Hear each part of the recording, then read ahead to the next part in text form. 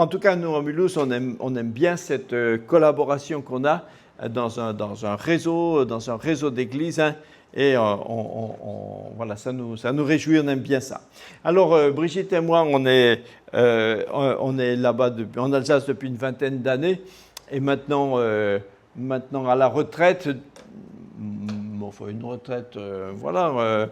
Et donc, mais on aime bien passer du temps un peu avec les frères et sœurs et puis enseigner, partager la parole de Dieu. Et donc j'avais réfléchi, qu'est-ce que je peux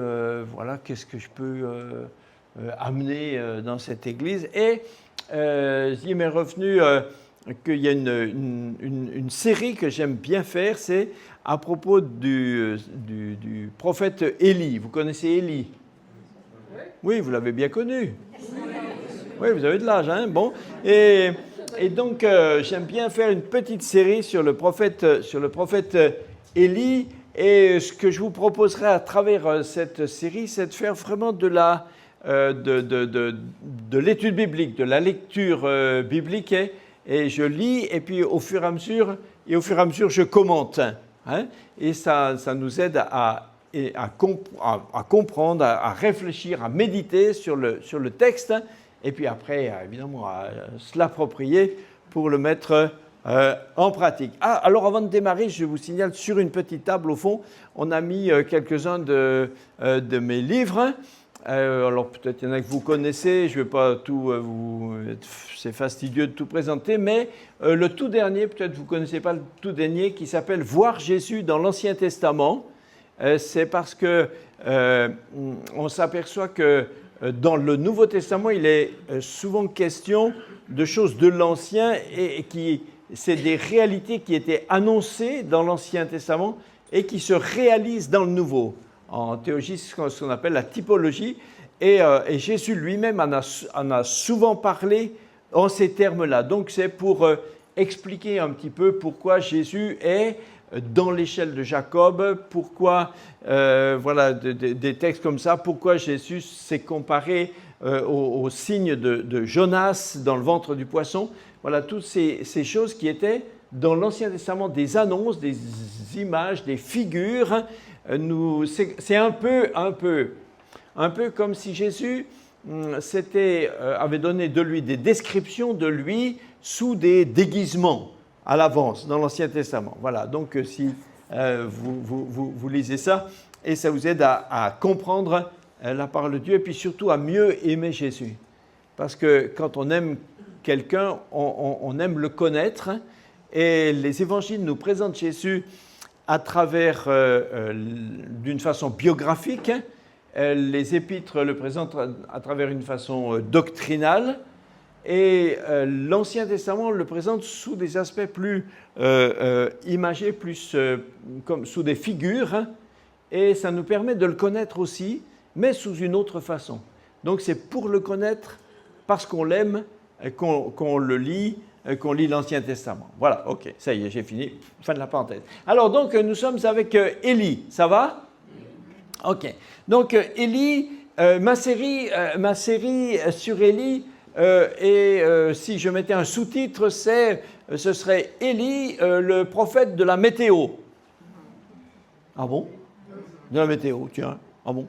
Parce que le premier épisode, c'est Élie et la sécheresse. Le deuxième, c'est Élie et la pluie. Après, vous avez Élie dans le brouillard. Après, il y a Élie et la foudre. Et après, c'est Élie dans le ciel. Alors, ça se justifie. Maintenant, ça, ce n'est pas une approche théologique académique, mais c'est la mienne. Et alors, donc, ce soir, nous parlons de Élie et la sécheresse. Pour comprendre où on en est quand on aborde ce texte, il faut essayer de se mettre un petit peu dans le temps. Qu'est-ce qui se passait à cette époque-là? Alors, après le grand David, le grand roi David, qui a amené le royaume d'Israël à son apogée, et après il y a eu encore un temps très, très, très faste avec le roi Salomon. Mais à la fin de la vie de Salomon, les choses ont tourné court, hein, et le royaume s'est, pour différentes raisons, il s'est carrément cassé en deux. Et les Juifs étaient maintenant répartis, divisés dans deux entités politiques différentes, deux nations différentes, dont l'une a continué de s'appeler Israël et l'autre s'appelait Juda. Mais ils étaient divisés en deux. Et alors Élie arrive dans ce temps de séparation, et lui, il était dans la partie qui continuait de s'appeler Israël, mais qui était au nord, donc pas avec Jérusalem comme capitale, mais Samarie, et pas avec un descendant de David comme roi, mais quelqu'un d'une autre dynastie. Et en ce temps, c'était Akab. Et le roi Akab est un type très idolâtre, hein, un monsieur sanguinaire, méchant, très dangereux, et très mal marié avec une sorcière de femme là, qui s'appelait Jézabel. Et donc Élie déboule dans le monde, dans ces circonstances-là. Voilà, ça va ? C'était juste pour poser un petit peu la scène. Alors, on est dans le premier livre des rois. Et le premier livre des rois, c'est dans l'Ancien Testament. Ça va ? Donc, un roi, on va lire un roi 17. Un roi 17. Et on lira au fur et à mesure, comme ça. Et puis je commente. Et on continue. OK ? C'est parti. Élie, le Tishbite, l'un des habitants de Galaad, dit à Akab. Donc il déboule sur la scène politique, tout d'un coup, il va voir directement le roi. Il lui dit, « L'Éternel est vivant, le Dieu d'Israël, dont je suis le serviteur. Il n'y aura ces années-ci, ni rosée, ni pluie, sinon à ma parole. » Alors on est étonné parce que ce monsieur Élie, avant ce verset-là, personne n'en a jamais entendu parler. On ne sait pas qui c'est, on ne sait pas d'où il sort, on ne sait pas quelle école biblique il a fait. Est-ce qu'il a une lettre de recommandation? Est-ce qu'il a validé un master en théologie? On ne sait pas qui c'est. Et ce monsieur, qui sort de nulle part, se présente comme ça, directo, chez le roi. Alors, comment il a pu obtenir une audience, ça, je ne sais pas. Il est peut-être parce que nous, on ne le connaît pas, ça ne veut pas dire que personne ne le connaissait, mais peut-être était-il déjà connu comme quelqu'un qui fait partie de la mouvance des prophètes. Bon, en tout cas, il arrive chez Akab et il se présente pas, il fait pas d'introduction, il lui fait pas la morale, il lui raconte pas ni pourquoi ni comment, ni simplement il donne ce que Dieu lui a dit de dire, le verdict de Dieu et ce qui va arriver. C'est purement factuel. C'est factuel. Il n'y a pas de théologie là-dedans. C'est factuel. Et il dit, quand on dit l'Éternel est vivant, c'est une façon d'appuyer ce qu'on va dire. C'est une façon de dire que c'est absolument certain. C'est sûr, c'est réel, c'est officiel, c'est grave, aussi vrai que Dieu est vivant. Ce que je vais dire est vrai. L'Éternel est vivant, le Dieu d'Israël, et il se présente avec beaucoup d'humilité. Il n'a pas dit « dont je suis le prophète vénérable, je ne sais pas quoi ». Il se présente avec simplicité, humilité. Il dit « dont je suis le serviteur ». Voilà, ce n'est pas grandiloquent, mais c'est une façon de dire « ce que je dis là » n'est pas ce qui sort de sous mon chapeau. Ce que je vais vous dire là, c'est ce que Dieu m'a dit de dire. Je suis son serviteur, voilà ce qu'il dit. Et il dit, il n'y aura ces années-ci ni rosée ni pluie, sinon à ma parole. Autrement dit, j'ai décidé, en simplifiant, j'ai décidé que j'ai fermé le robinet de la pluie, et à moins que je rouvre le robinet, il ne pleut plus. Alors quand quelqu'un, si quelqu'un vous dit un truc comme ça, bon, en général, je vais dire, ça, même pas peur, quoi. On dit, celui-là, il a fait très chaud ces jours-ci. Il a fait une installation. Bon, il va prendre 2 Doliprane, ça va aller mieux. Et donc, je suis à peu près certain que ça a fait quasiment ni chaud ni froid à tout le monde à la cour d'Akab. Quand quelqu'un se pointe en prétendant être Monsieur Météo et qu'il n'y a plus que lui qui commande au ciel et à la pluie, on dit bon, ouais, il n'a pas l'air méchant quand même. Et donc on s'en fiche et c'est sûrement pas pris très au sérieux. Verset 2. Et la parole de l'Éternel fut adressée à Élie en ces mots. Pars d'ici, dirige-toi vers l'Orient et cache-toi près du torrent de Kérit qui est en face du Jourdain. Tu boiras de l'eau du torrent et j'ai ordonné aux corbeaux de te nourrir là. Donc, la parole de Dieu, au verset 2, on nous dit « Et la parole de Dieu fut adressée à Élie ». Si on avait douté au verset 1 que c'est bien Dieu qui lui parle, parce qu'au verset 1, ce n'était pas affirmé, au verset 2, c'est explicite. La parole de Dieu dit. Donc, ce n'est pas M. Élie qui s'est fait un film, qui a décidé un truc, c'est Dieu qui lui parle. Au verset 2, c'est explicite, la parole de Dieu lui dit, c'est bien Dieu qui parle. Et Dieu lui dit, pars d'ici, va-t'en et cache-toi. Ah bon, si on dit à quelqu'un de se cacher, c'est parce que on imagine qu'il a des ennemis, qu'il est en danger. Il va être poursuivi, il va avoir beaucoup de difficultés. Alors, pourquoi est-ce que Dieu dit à Élie de se cacher? Eh bien, tout simplement parce que la parole qu'il vient d'annoncer avant va se réaliser. Et comme elle va se réaliser et que ça va devenir rapidement quelque chose de tragique, de dramatique, eh bien, comme c'est lui qui l'a annoncé de la part de Dieu, alors on va lui faire porter le chapeau et c'est lui qui va être considéré comme le coupable, la cible, et on va lui en vouloir. Et comme il parle de la part de l'Éternel et que c'est l'Éternel qui est fâché avec le peuple, comme des gens comme Akab et toute sa suite étaient des gens qui n'aimaient pas Dieu, qui étaient ennemis de Dieu, qui poursuivaient les prophètes. Donc effectivement, c'est sûr que dès qu'on va s'apercevoir que la prophétie se réalise, sa vie va être en danger. Et Dieu sait très bien, Dieu est bien placé pour savoir que ce qu'il annonce se réalise. Et les autres n'y croyaient pas encore, parce qu'ils ne le voyaient pas, mais maintenant ça va arriver. Et Dieu lui dit, cache-toi près du torrent de Kérit qui est en face du Jourdain. Et alors pourquoi est-ce que Dieu l'envoie se cacher vers un torrent?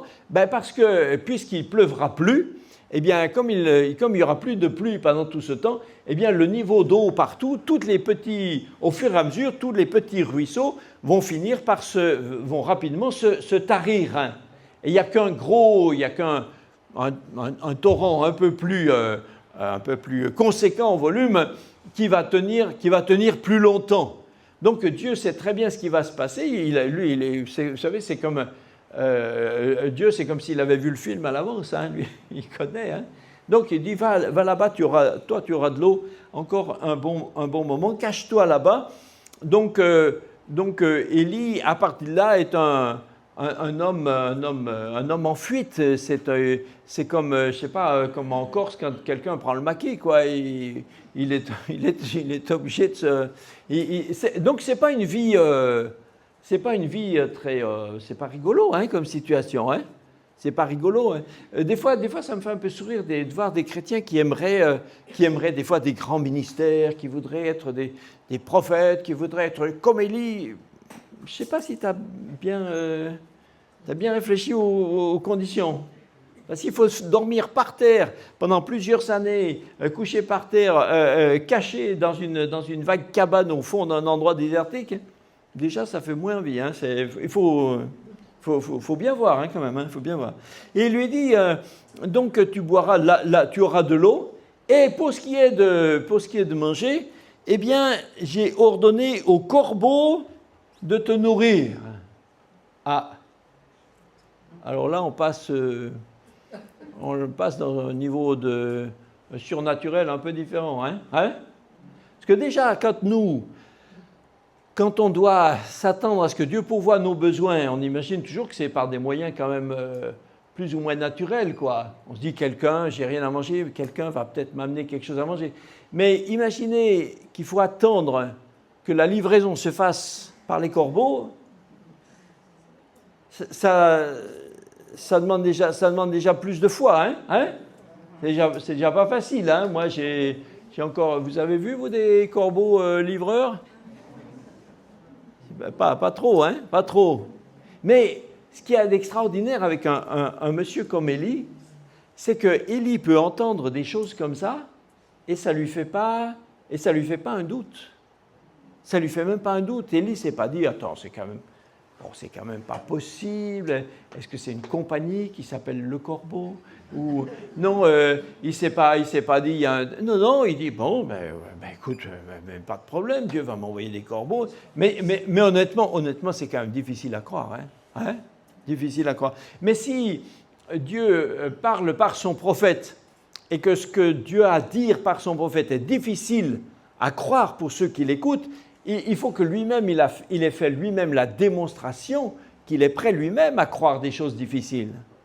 Si le prophète ne peut pas lui-même croire des choses difficiles, comment est-ce qu'il peut s'attendre à croire que ce qu'il va dire de difficile aux gens, les gens vont le croire?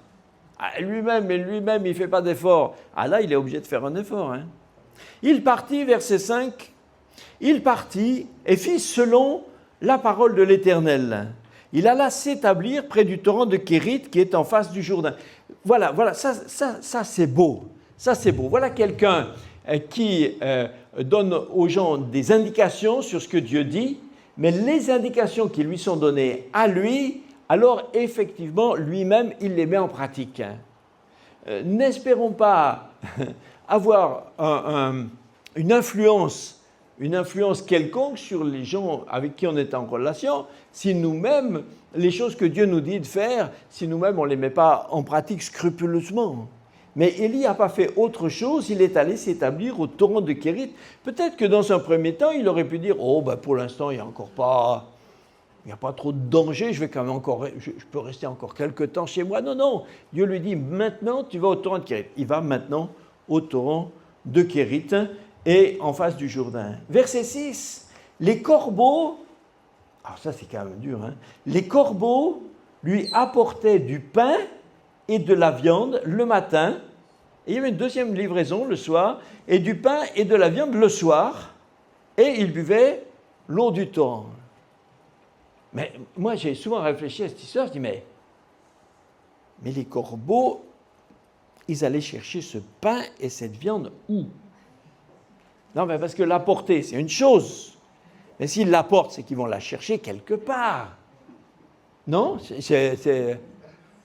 Alors, et un corbeau, même si c'est un oiseau quand même un peu robuste, un corbeau, il ne vient pas avec une miche de 2 livres quand même. Donc, le corbeau, il arrive avec des morceaux de pain. Donc, il faut qu'il y ait quelque part des morceaux qu'il va ramasser.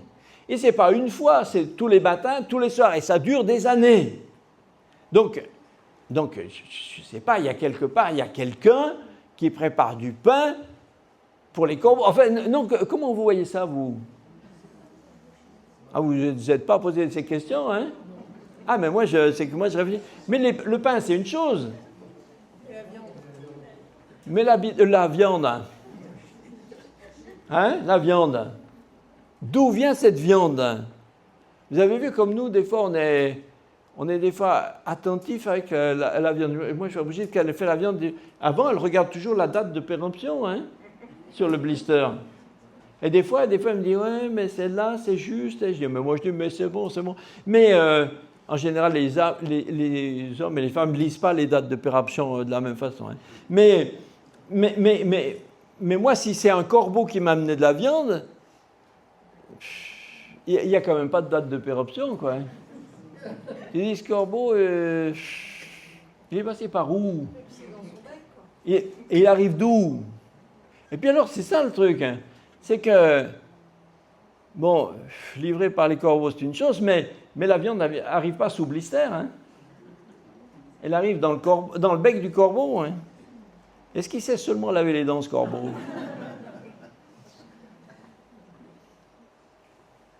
Dieu a quand même Dieu a des trucs des fois étonnants. Est-ce qu'on est prêt à faire face à des situations non rationnelles?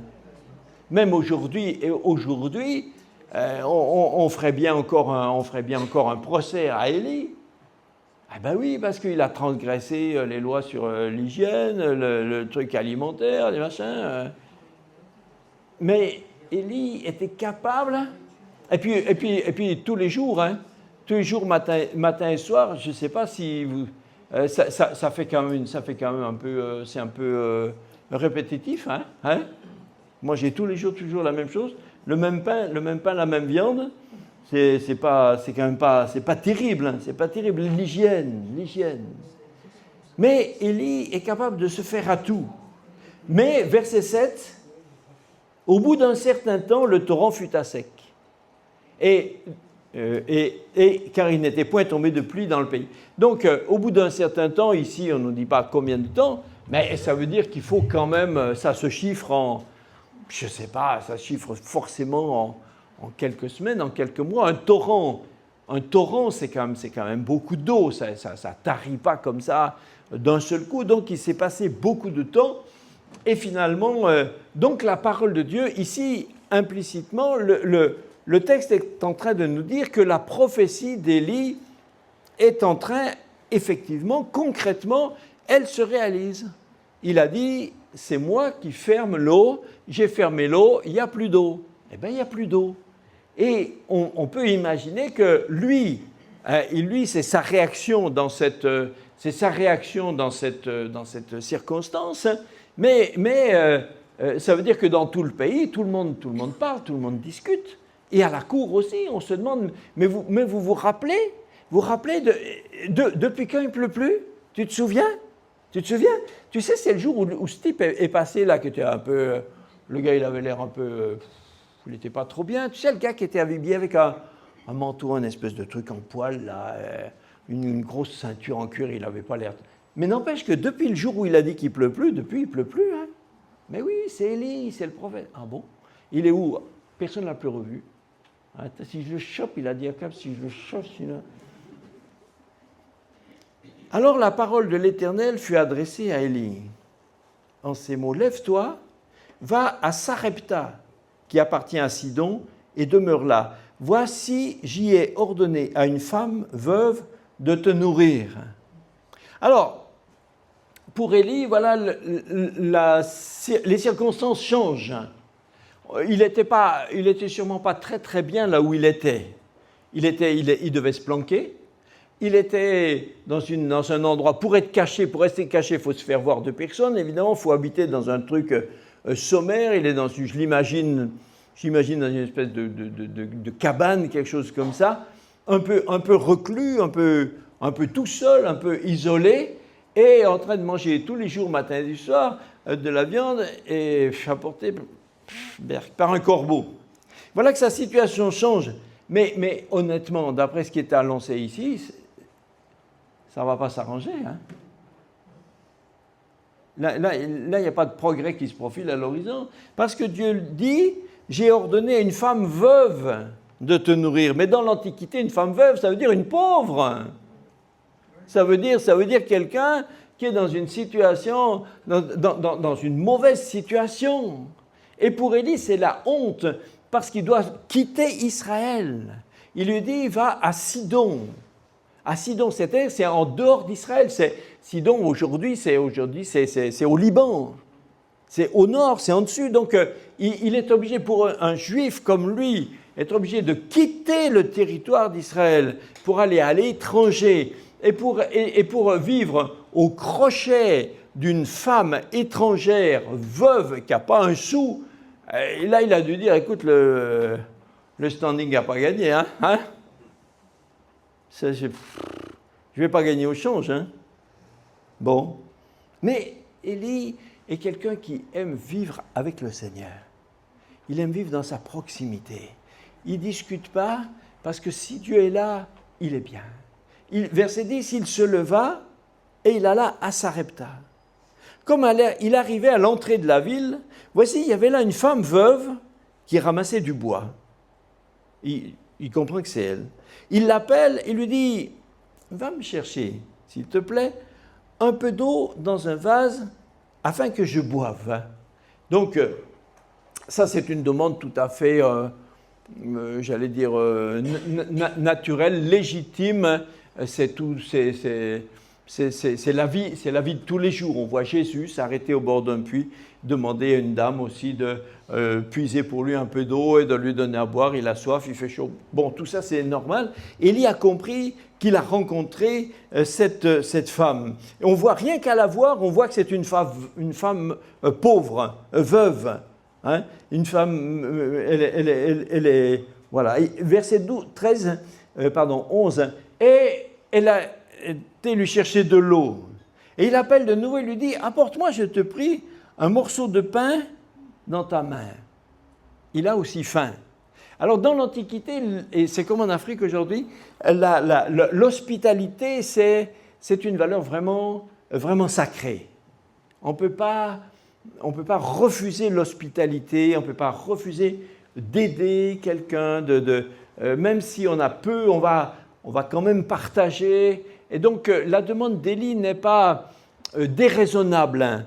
C'est pas déraisonnable, c'est pas faire la manche. C'est dans la culture, c'est pas anormal. Ce qu'il fait là est tout à fait légitime. Mais sa réponse est plus dramatique. Verset 12, elle répondit, « L'Éternel, ton Dieu, est vivant. Je n'ai rien de cuit, c'est-à-dire il ne me reste rien à la maison. Je n'ai qu'une poignée de farine dans un pot, un peu d'huile dans une cruche. Tu vois, je suis en train de ramasser 2 morceaux de bois, un petit fagot. Je vais rentrer, je vais préparer avec ça pour moi et pour mon fils. On va manger le peu qui reste, on va manger et après, on est mort. » Autrement dit, elle est tout à fait au bout de ses ressources. Déjà, c'est intéressant de voir qu'elle dit « L'Éternel, ton Dieu, est vivant ». Donc, ça veut dire que si elle dit « L'Éternel, ton Dieu », ça veut dire qu'elle a reconnu à voir Élie tel qu'il est. Elle a reconnu, sans doute, que c'est un Israélite. Mais ça, c'est ça à la langue, à l'accent. Dans sa demande, elle a reconnu, il a l'accent de ceux d'Israël. Mais en disant l'Éternel ton Dieu, c'est sans doute qu'à travers sa façon d'être, son habillement, elle a sans doute reconnu que c'est un prophète, en tout cas, vous savez, un de ces prédicateurs itinérants, etc. Et alors elle lui fait, et du coup, c'est comme si elle s'excuse. Elle dit en fait, c'est pas que je veux pas t'aider, c'est pas que je veux pas te donner l'hospitalité, mais le tout petit peu qui reste, c'est juste je suis toute seule avec mon fils et là on a juste de quoi manger pour aujourd'hui et après ça on n'a plus qu'à se coucher et mourir, hein, parce qu'il ne me reste rien. Et sans doute elle est au bout de toutes ses ressources, elle ne sait plus vers qui elle pourrait aller pour emprunter quelque chose. En Afrique, on disait faire un bond, pour aller quémander quelque chose. On est au bout du bout. Elle est certainement dans une région qui est à ce moment-là très, très défavorisée. Il n'y a plus rien. Donc, elle va ramasser 2 petits bouts de bois pour faire un petit feu, pour faire avec ça une toute petite boule, et on va manger ce tout petit repas. Et après, on est cuit. Après, c'est fini. Élie devait se dire dans sa tête, hein, Dieu ne m'a quand même pas emmené dans un endroit où le niveau de confort est bien supérieur à l'étape précédente. Hein?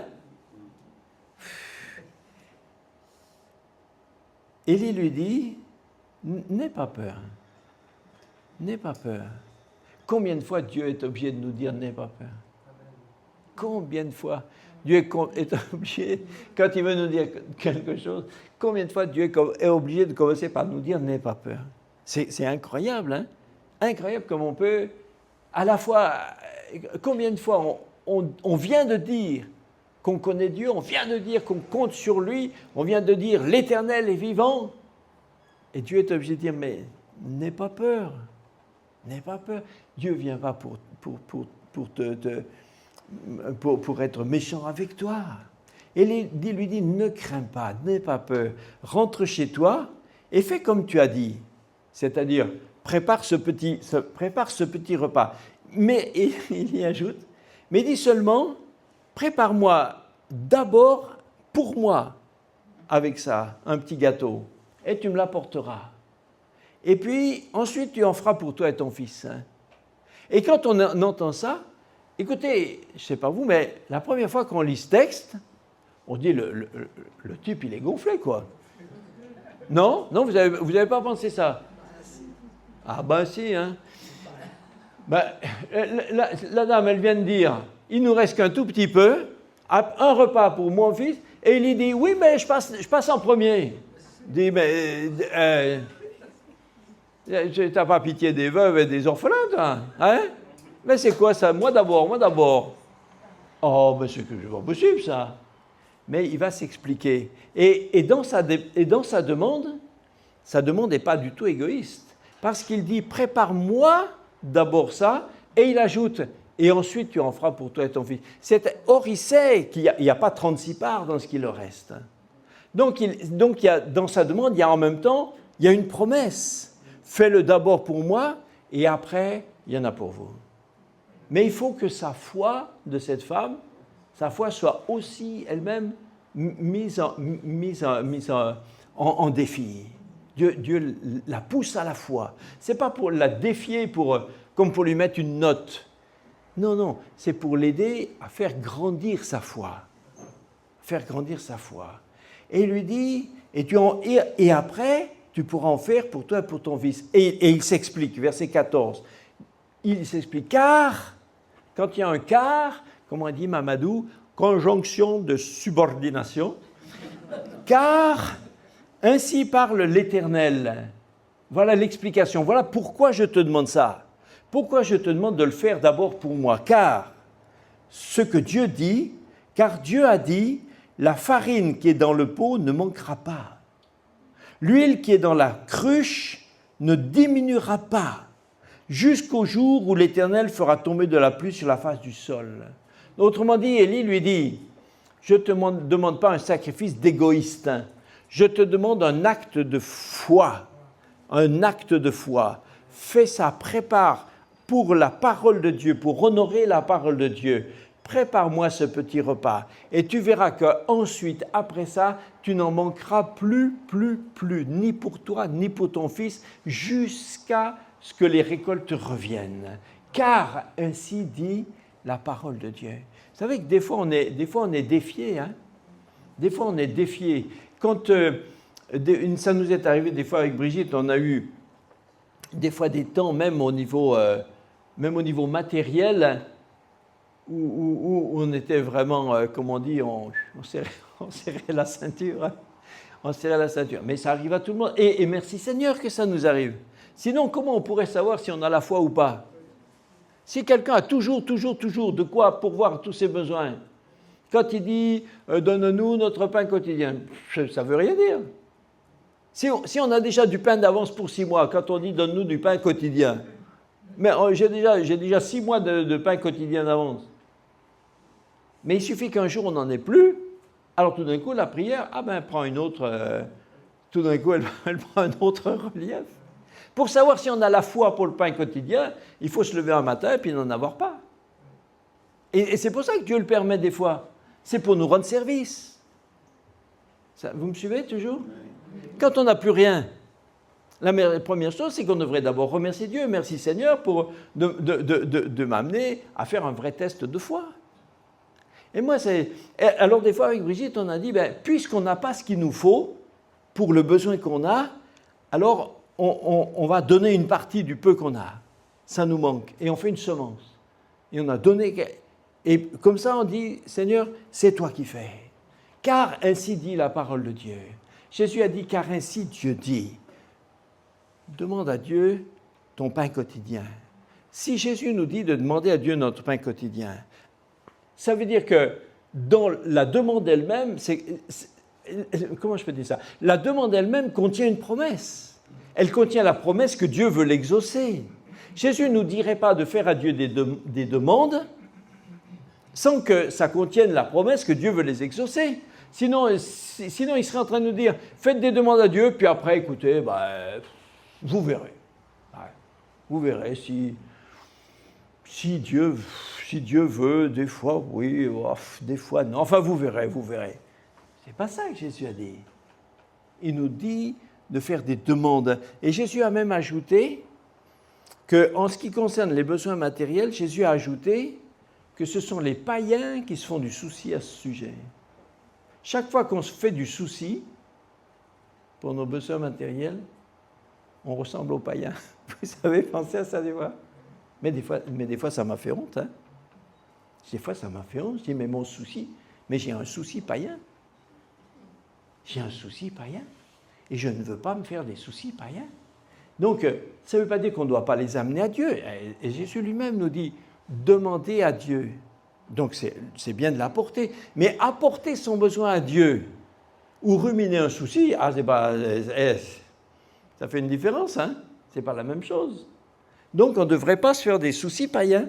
On les apporte au Seigneur et on croit. Alors, et ce qui est extraordinaire, verset 15, c'est que la femme a suivi la demande d'Élie. Et imaginez, cette dame ne le connaît pas. C'est un étranger. Il lui reste à peine un tout petit peu pour elle et pour son fils. Et il lui a dit, mais avec ça, d'abord, la première étape, c'est que le petit peu que tu vas faire avec ça, tu me l'apportes. Et après, il va rester. Comment ça se fait qu'elle accepte de rentrer dans le jeu? C'est extraordinaire. Et ça me fait penser quand même que Dieu ne s'est pas trompé et qu'il n'a pas envoyé Élie chez n'importe qui. Il n'a pas envoyé Élie chez une dame quelconque, la première qui sort du village, c'est la bonne. Non. Dieu, l'Éternel, a envoyé Élie chez la seule femme du pays qui est capable de faire cet acte de foi. C'est une femme exceptionnelle. C'est comme quand Jésus rencontre la Samaritaine. Ce n'est pas une Samaritaine qui passe par là. Quand Jésus parle avec la Samaritaine, à qui il a aussi demandé de l'eau, ce n'est pas une Samaritaine quelconque. C'est la seule Samaritaine dont le souci par rapport à Dieu, le souci premier, c'est comment on adore Dieu. C'est la seule Samaritaine de tout le pays dont la question première, quand elle est devant un prophète, c'est comment est-ce qu'on adore. Vous aviez fait attention à ça? Quand Jésus dit à la Samaritaine, va chercher ton mari, et il ajoute, je sais que tu as déjà eu 5 maris, le type avec qui tu es à la colle en ce moment, c'est pas ton mari. Alors elle a dit, je suis tombé, incroyable, je suis tombé sur un prophète. Oh alors, un vrai prophète. Et tout de suite elle dit, comment on adore Dieu? Mais cette question est incroyable. Moi, je me serais attendu à ce qu'une femme comme ça, cette Samaritaine, je me serais attendu à ce qu'elle pose d'autres sortes de questions à Jésus. Elle aurait pu dire, incroyable, je suis tombé sur un prophète, un vrai prophète. Alors, extraordinaire. Bon, alors écoute-moi, puisque je suis avec un vrai prophète, dis-moi, le type avec qui je suis maintenant, ça va tenir ou pas? Ça, c'est une question naturelle. Ou, tu es un vrai prophète. Alors, moi, je n'ai jamais connu le bonheur. Ma vie, c'est un désastre. Est-ce qu'enfin, à un moment, je vais m'en sortir? Ça, c'est une question naturelle. La première question qu'elle pose, c'est la question qui montre sa priorité des priorités. Et la priorité de cette Samaritaine, c'est l'adoration de Dieu. Comment on adore Dieu? Où on adore Dieu? Ce n'est pas son cas à elle, ce n'est pas son bonheur, ce n'est pas sa situation, c'est Dieu. Jésus n'est pas tombé sur cette Samaritaine par hasard. Dieu l'a conduit vers la seule qui a l'adoration chevillée au cœur. Bien sûr, elle ne connaît pas, elle ne sait pas. Mais cette femme est tellement vertueuse qu'en 2 jours, elle a gagné tout son village à Jésus. Ça, c'est joli, hein? Mais Élie n'est pas tombé sur une femme de Sidon, comme ça, qui, voilà, une pauvre femme. Elle n'a pas eu de peau, hein. Non, non, il est tombé sur une dame qui est capable de faire un acte de foi sur une parole.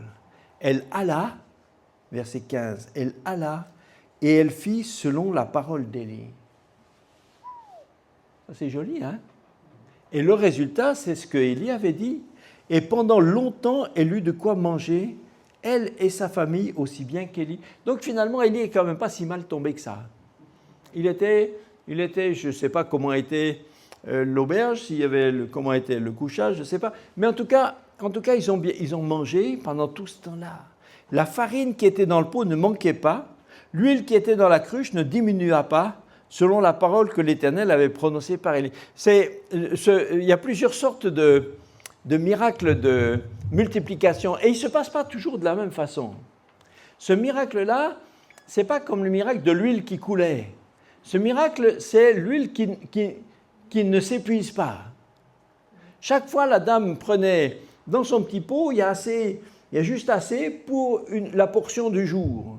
Et chaque fois, avec sa grosse louche, elle prend dans la farine, hop, elle met dans son truc pour faire cuire, elle regarde, il y en a autant.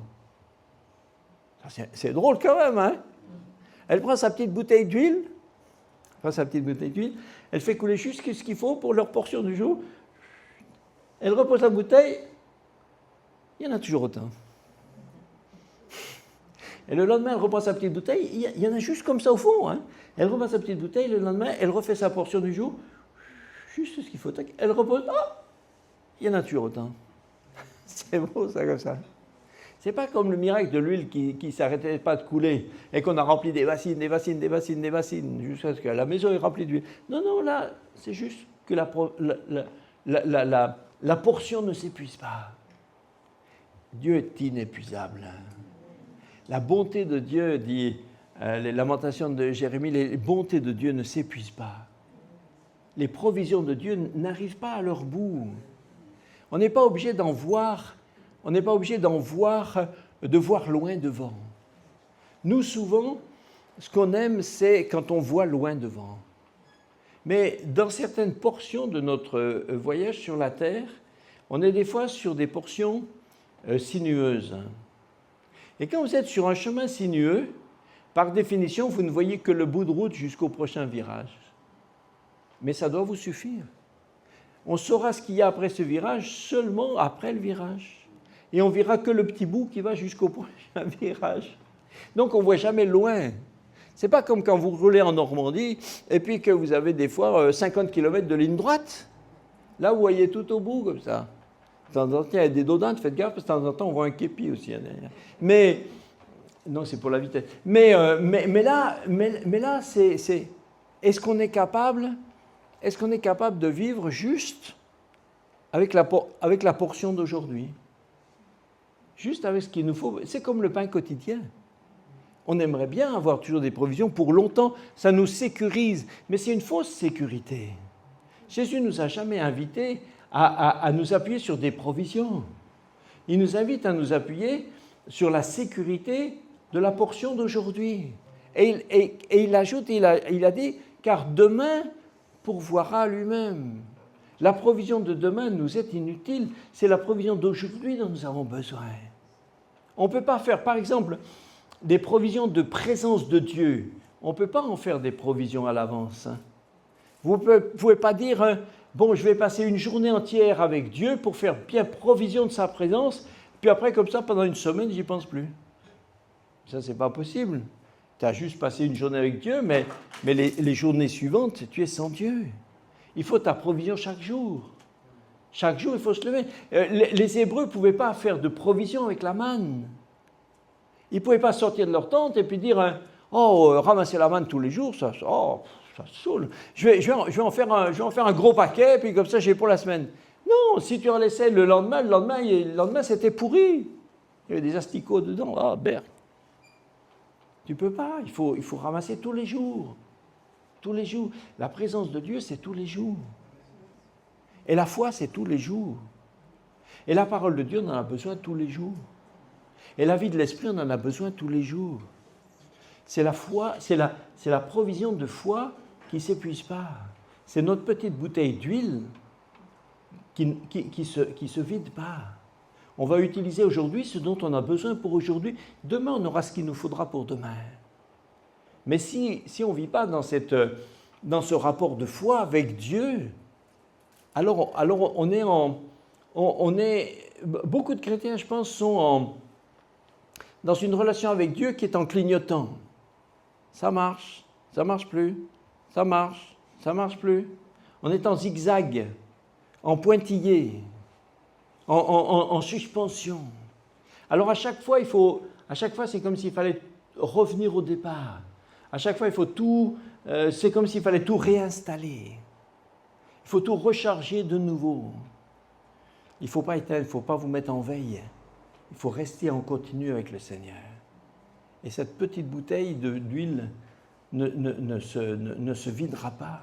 La farine qui était dans le pot ne manquait pas. L'huile qui était dans la cruche ne diminuait pas, comme le Seigneur l'avait dit. Après ces choses, le fils de la femme, maîtresse de la maison, donc ce garçon qui a été, verset 17, ce petit garçon qui a été aussi sauvé par Élie, est devenu malade, est tellement malade que sa maladie fut si violente qu'il ne restera plus en lui de respiration. C'est dit un peu plus gentiment, mais ça veut juste dire qu'il est mort.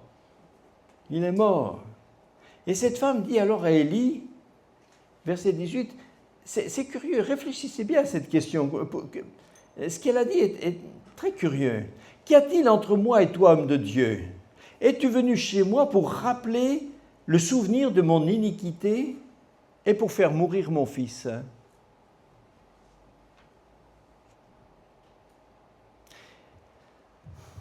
Elle a vécu une bénédiction miraculeuse, un miracle, et surtout un miracle répétitif, un miracle qui se renouvelle, qui se renouvelle, qui se renouvelle.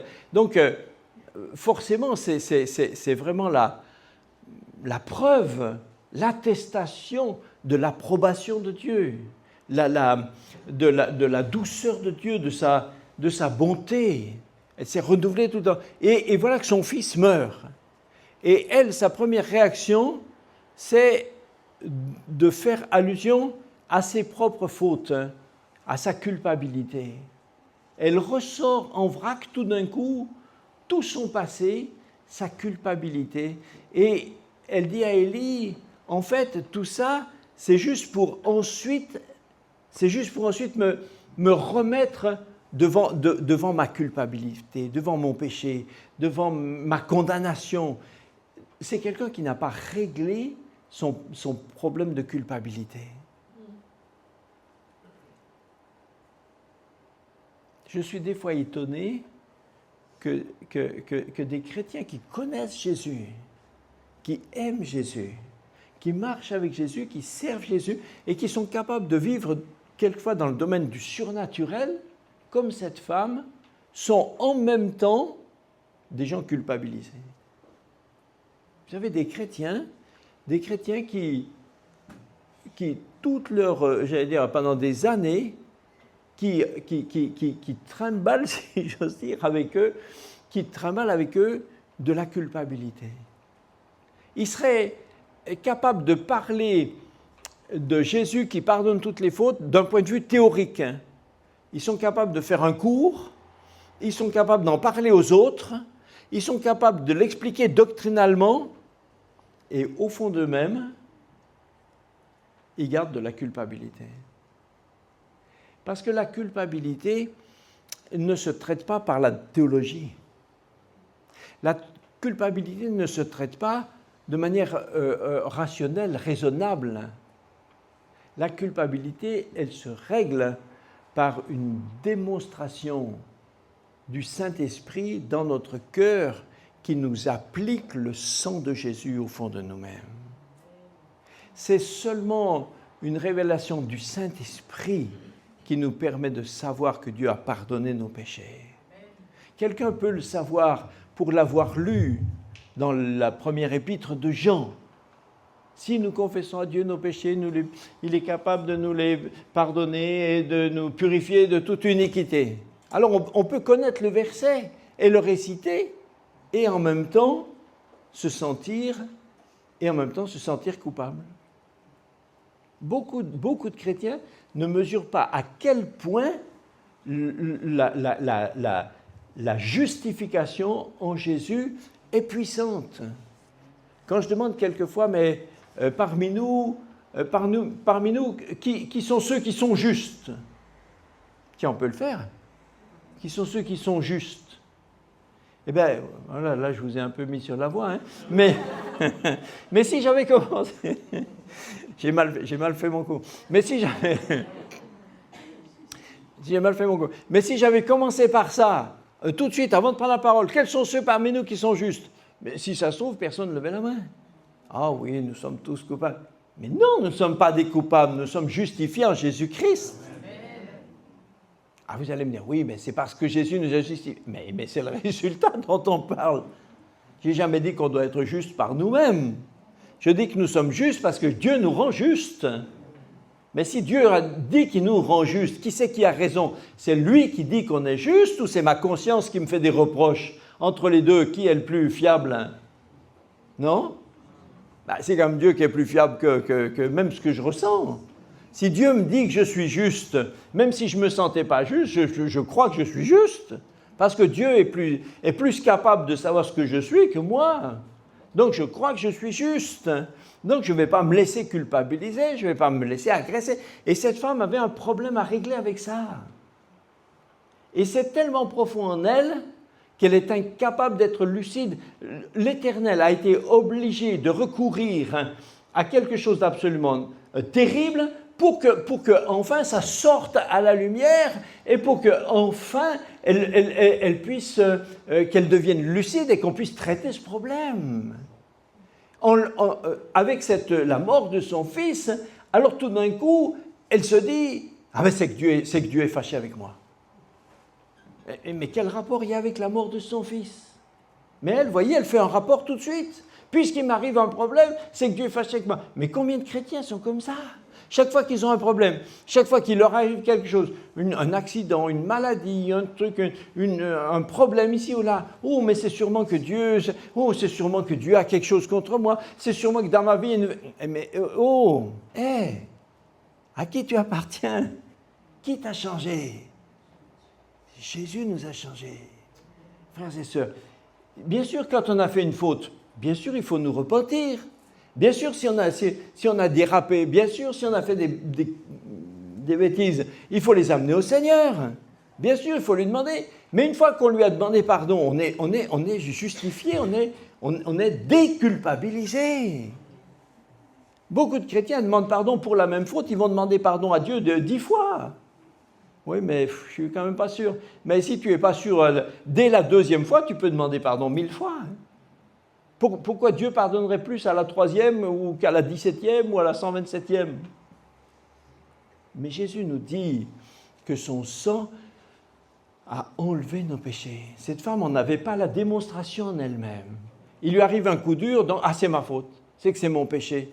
Mais ça vient d'où ça? C'est qu'elle a besoin. Aujourd'hui, il faut l'envoyer en relation d'aide, cette dame. Faut que ça ressorte. Faut qu'elle voie clair. Il faut qu'elle puisse dire non, c'est pas ça. Alors Élie lui dit donne-moi ton fils. Et il le prit du sein de la femme, le monta dans la petite chambre haute où il demeurait, il le coucha sur son lit.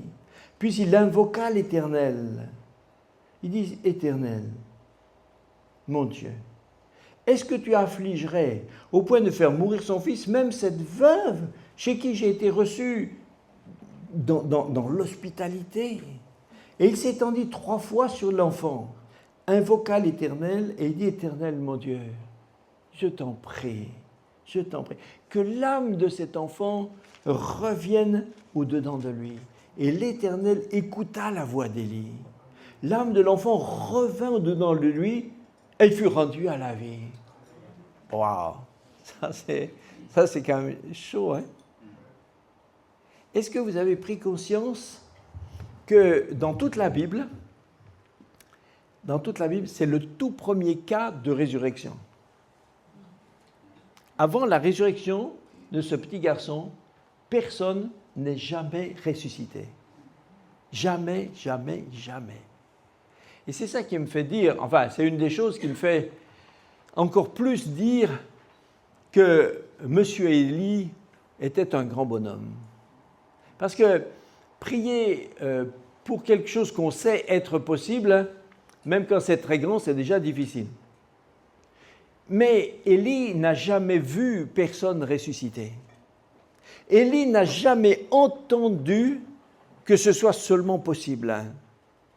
Élie n'a jamais lu un livre sur la résurrection. Élie n'a jamais entendu Jésus qui disait qu'il ressusciterait les morts. Élie découvre, mais sa confiance en Dieu est tellement grande, sa foi en Dieu est tellement grande que sa foi lui fait déduire que c'est possible. Vous me suivez? Et Élie fait une prière naturelle. Naturellement, il dit, Seigneur, tu es capable de ressusciter ce garçon. Tu peux faire revenir son esprit en lui. C'est jamais arrivé.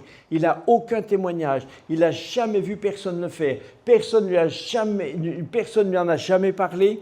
Élie a, je ne veux pas dire qu'il a inventé la résurrection, mais il a découvert par la foi, il l'a découvert par la foi.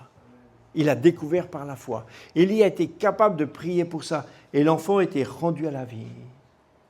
Élie prit l'enfant, verset 23, il le descendit dans le chambre haute, dans la maison, il le donna à sa maman. On devrait imaginer cette scène. Hein? Imaginez cette scène. Cette maman, cette pauvre maman, déjà la vie n'a pas été tendre avec elle. Hein? Elle n'a pas été tendre, elle est veuve. Bon, elle n'a qu'un fils, hein? Elle est pauvre, hein? Elle n'a qu'un fils, il meurt. Je me dis, mais c'est pas possible. Hein? Elle retrouve son enfant. Le petit garçon redescend de l'escalier. Il est vivant. Et Élie dit, regarde, ton fils est vivant. Et la femme a dit à Élie, je reconnais maintenant que tu es un homme de Dieu. La parole de l'Éternel est dans ta bouche, c'est la vérité. Voilà, j'aime bien cette histoire. Alors après, bien sûr, demain on verra comment la pluie est revenue. Ça, c'était le Élie de la sécheresse. Puis après, il y a le Élie de la pluie, quand la pluie revient. Et puis la suite, le brouillard, tout ça. Mais en tout cas, pour nous juste ce soir, des textes comme ça nous interpellent sur beaucoup de points. Ça nous interpelle sur beaucoup de points. Par exemple, ça nous interpelle sur la foi et sur notre rapport à la parole de Dieu, sur notre rapport à ce que Dieu nous dit. Même si Dieu ne fait pas de nous des prophètes comme Élie, même si on n'est pas appelé à aller voir le roi Macron, enfin ou d'autres, même si on n'est pas appelé à paraître devant les grands de ce monde, mais ce que Dieu nous dit pour nous, ça devient quoi? On en fait quoi? Or, Dieu nous parle. Dieu nous dirige. Nous pouvons avoir de l'assurance. Cette histoire, c'est une histoire nous montre aussi quelle est la priorité. Vous savez, Élie, on dit le grand prophète Élie, mais le grand prophète Élie, il prophétisait pas toutes les 5 minutes. Hein. Des fois, je suis un petit peu étonné de voir des prophètes qui peuvent, je mettrais peut-être des guillemets, mais des prophéties quasiment à la demande. Hein. Le grand prophète Élie, sur 3 ans, il a prophétisé 3 fois. Et imaginez qu'un prophète, imaginez un prophète, qu'est-ce qu'on va lui mettre comme mot, professionnel, il donne une prophétie par an. Ah, tu dis, le gars, il s'est pas foulé, quoi. Hein? Une, pour dire il pleut plus, une deuxième fois, Dieu lui parle à propos des corbeaux, et la troisième fois, à propos pour cette femme, pour que son huile et sa farine... et la 4e fois, c'est au bout des 3 ans et demi, donc vous voyez, ça fait la moyenne, c'est 1 par an. Allez, non, ça ne fait pas un grand prophète, hein? Mais j'aimerais mieux qu'on ait des Élie et des Élie qui soient capables de rester cachés. Pas des Élie qui courent la notoriété. Pas des Élie qui cherchent la reconnaissance. Un Élie qui est capable de rester et de manger la viande que lui apporte le corbeau. Un Élie qui vit dans la faiblesse. Un Élie qui est capable d'aimer les petites gens, qui est capable de faire sa demeure chez une pauvre femme étrangère, une femme étrangère, veuve, en faillite, désespérée. Ouais, charmante compagnie. Hein. Mais ça, c'est un grand prophète. Que Dieu nous aide. Que Dieu nous aide. Élie était un homme de la même nature que nous, dira Jacques. Donc si c'est la vérité, ça veut dire que dans ces histoires-là, ces histoires n'ont pas été écrites juste pour faire un recueil de contes. Elles sont écrites pour nous servir de modèle. Il était un homme de la même nature que nous, et Jacques dira, et il a prié avec instance. Donc, Jacques ne dit pas « et il était capable de fermer le ciel », il dit « il était capable de prier avec instance ». Le modèle qui est posé devant nous, ce n'est pas de fermer le ciel, c'est d'être capable de prier avec instance. Et ça, on peut faire. On peut faire. Que Dieu nous aide à croire ce que Dieu dit. Quand des difficultés arrivent dans nos vies, ne disons pas trop vite que c'est parce que le monde est méchant. Ne disons pas trop vite que c'est parce que c'est le diable qui nous en veut. Quelquefois, c'est Dieu qui veut nous faire des progrès. Le fils de cette femme est mort parce que Dieu cherche quelque chose dans le fond du cœur de cette femme. Ce n'est pas le diable qui fait ça. Ce n'est pas une épidémie de je sais quoi qui fait ça. C'est Dieu qui a décidé de faire du bien à cette femme. Parce que cette femme a été tellement une femme de foi, elle a été tellement attentive, elle a voulu tellement faire du bien que Dieu dit, je vais la faire progresser encore. Je vais la faire progresser. Et je vois que pour qu'elle progresse, il y a un truc au fond de son cœur qui l'embarrasse et qui lui fait du mal. Il faut que ça vienne à la lumière, il faut que ça sorte. Et ce truc-là, c'est que c'est une femme qui est culpabilisée. Alors Dieu dit, je vais faire sortir la culpabilité. Alors Dieu fait mourir son fils. Tu dis, mais quand même, Seigneur, c'est pas un peu brutal comme traitement, ouais. Oui, mais c'est le traitement qu'il lui fallait. Et quand cette femme a fait sortir cette culpabilité, elle a dit, mais oui, je suis toujours coupable. Dieu dit, voilà, tu as prononcé ton problème. Tu as dit ton problème. Tu as éclairé ton problème. Tu as été lucide avec ton problème. Et Dieu lui rend son fils. Dieu va nous conduire dans des chemins difficiles. Est-ce qu'on est capable de marcher juste en ayant confiance en Dieu jusqu'au bout du virage? Mais il y a quoi derrière? Derrière, c'est après. Dieu est capable de nous faire marcher avec des petites provisions. Oui, mais si ça manque, mais c'est après. Aujourd'hui, tu as la provision pour aujourd'hui. Frères et sœurs, la vie chrétienne, c'est un chemin. Pourquoi est-ce que Dieu nous laisse sur la terre? C'est vrai, vous n'avez jamais posé ça? Qu'est-ce qu'on fait là, au fait? Non, mais c'est vrai, au fond, est-ce que c'est naturel qu'on soit là?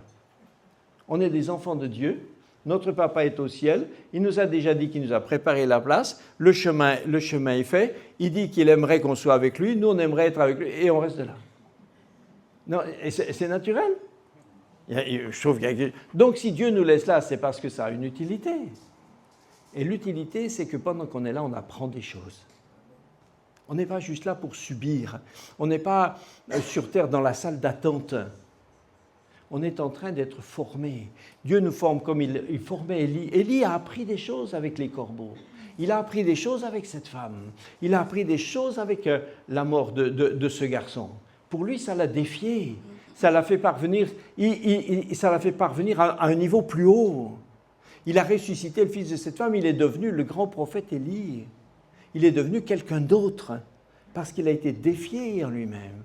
On est défié tous les jours. Est-ce qu'on peut considérer la vie comme une école? C'est l'école de Dieu. Ce qu'on est, on n'est pas obligé de le rester. Des fois, il y a des points sur lesquels on est tellement faible, on est minable, on est mauvais. Ok, bon, ben, on va dire qu'on est comme on est. Mais on n'est pas obligé de le rester. On n'est pas obligé de rester comme on est. Il y a des gens qui vous disent « Ah, mais qu'est-ce que vous voulez? Moi, je suis comme ci, je suis comme ça. » Par exemple, quelqu'un m'a dit un jour « Ah, mais moi, qu'est-ce que tu veux? Moi, j'ai mauvais caractère. Dans notre famille, on avait tous mauvais caractère. » Oui, sûrement, vous avez enquiquiné une douzaine de générations. Mais c'est pas pour ça que tu dois le rester. Dieu n'a pas dit qu'il veut nous laisser comme ça. Dieu me prend comme je suis. Il nous prend comme on est, mais il nous prend pour nous changer. Il ne nous prend pas pour qu'on reste comme ça. Il nous prend pas. Les chrétiens sont des fois tellement contents de « Ah oui, la nouvelle naissance. » Mais je ne comprends pas comment ça vous plaît tellement la nouvelle naissance. La nouvelle naissance, c'est juste pour naître. Moi, j'aime bien parler de la nouvelle croissance. On est né de nouveau combien de fois? Une fois. Bon, et après? Mais après, il faudrait peut-être grandir. Non? Vous voulez rester à la maternité jusqu'à quand? Il y a des croyants qui imaginent que la vie chrétienne, c'est être dans une salle d'attente. Alors la scène se passe comme ça. C'est une salle d'attente. Alors c'est confortable, c'est douillet. Hein? Tout le monde est assis bien confortablement. Et puis, de temps en temps, quelqu'un chante un cantique. Voilà, puis comme ça. Et puis, on papote. Vous êtes là depuis combien de temps? Oh, moi, vous savez, ça fait 37 ans. Oh, bravo, ben, je viens d'arriver, moi. Et puis, voilà, les gens papotent comme ça. Et on attend. C'est une salle d'attente. On attend. Et tout d'un coup, une voix dans le micro dit la sœur Duchemol. Elle dit ah, c'est moi. Elle fait une crise cardiaque, elle est morte, elle est partie. Voilà.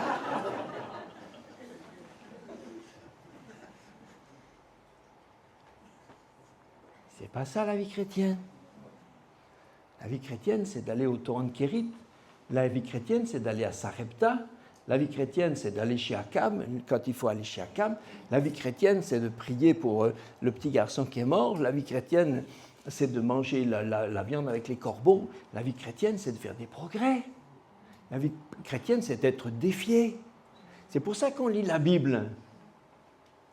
Moi, je ne lis pas la Bible pour savoir ce qu'il y a dedans. Je sais ce qu'il y a dedans depuis, ça fait un moment, je sais ce qu'il y a dedans. Mais je ne lis pas la Bible pour savoir ce qu'il y a dedans. Je lis la Bible parce que dans la Bible, je rencontre Dieu qui me parle. Et si Dieu me parle, il me parle pour me dire quelque chose. Et s'il me parle pour me dire quelque chose, c'est pour que ça me change. On ne peut pas faire juste le projet d'être chrétien pour rester chrétien. Mais ça, ce n'est pas un projet, ça. Ça, c'est être congelé, ça, c'est être rendu comme un aspic. Vous savez, les trucs d'engelés, là. Non, la vie chrétienne, ça consiste à changer. C'est marcher avec le Seigneur. Il va nous faire des progrès. On va marcher sur la voie avec Élie. Frères et sœurs, la parole de Dieu, elle est une épée, elle vient, et quand des fois elle vient nous gratter au fond, des fois c'est désagréable, mais c'est désagréable parce qu'il y a quelque chose à gratter. L'année passée, un chirurgien a dû me gratter 2-3 fois pour m'enlever des cailloux. Bon, je n'ai pas trouvé agréable. Hein. Mais après, j'étais content qu'il me les ait enlevés quand même. Mais Dieu a des choses à nous enlever. Il faut le laisser, il faut laisser sa parole nous parler. Frères et sœurs, est-ce que vous avez un programme?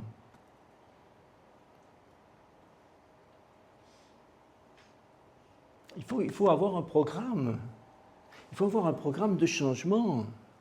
C'est pas normal juste d'être chrétien pour rester chrétien. Ça, je crois que Dieu veut dire spécialement quelque chose à quelqu'un ou à plusieurs ce soir sur ça. Tu t'es fait juste comme programme, de rester chrétien jusqu'au bout. Mais ça, c'est pas un programme. Ça, c'est pas un programme. Ça, tu veux te faire quoi? Fossiliser? Ça, c'est pas un programme. Un programme, c'est qu'est-ce que Dieu veut changer avec moi. C'est qu'est-ce que Dieu veut m'apprendre. C'est comment Dieu va me mettre dans la marche pour faire des progrès. Ça, c'est un programme. On va prier. Seigneur, mets-nous...